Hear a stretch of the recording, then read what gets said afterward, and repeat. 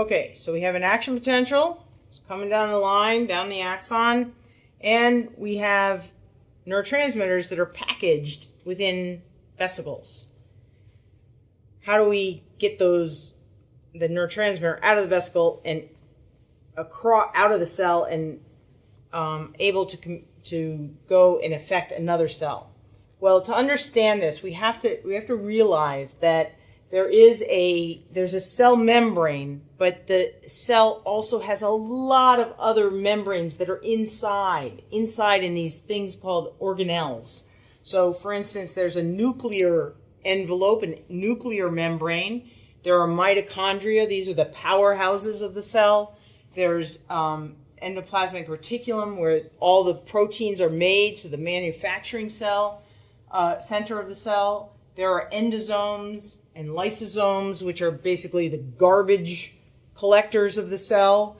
And all of these are surrounded by membranes. And so and there are vesicles that traffic the proteins from the endoplasmic reticulum out to the appropriate place. So some proteins are going to go to the membrane, some are going to go to these other places.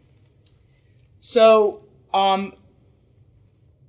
the fusion between two different membranes, between, say, the endoplasmic reticulum membrane and the membrane of a vesicle that's going to traffic a protein to some place, that happens all the time.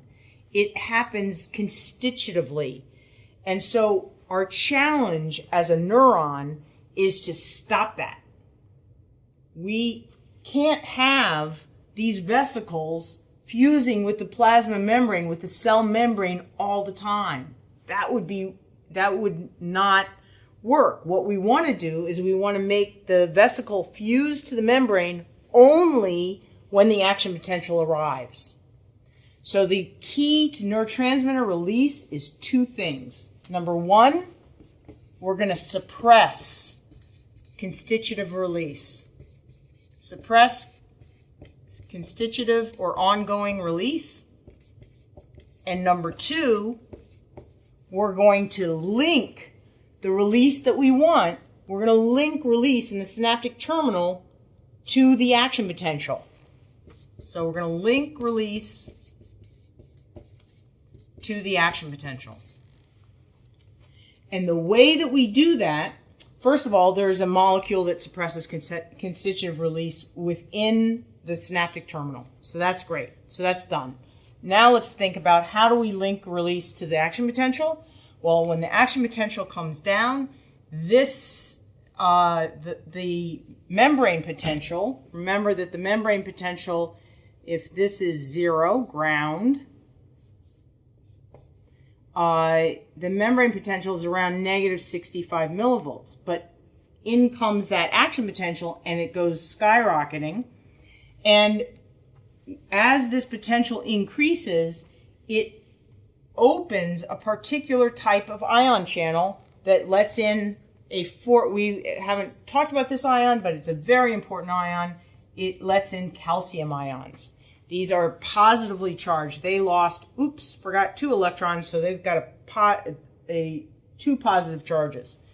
And these calcium ions are going to flood in to the synaptic terminal, and that is going to trigger release. The release that happens of vesicles that contain neurotransmitters only happens when the calcium concentration increases, and the calcium concentration only increases when the action potential arrives. So now we have accomplished our goal.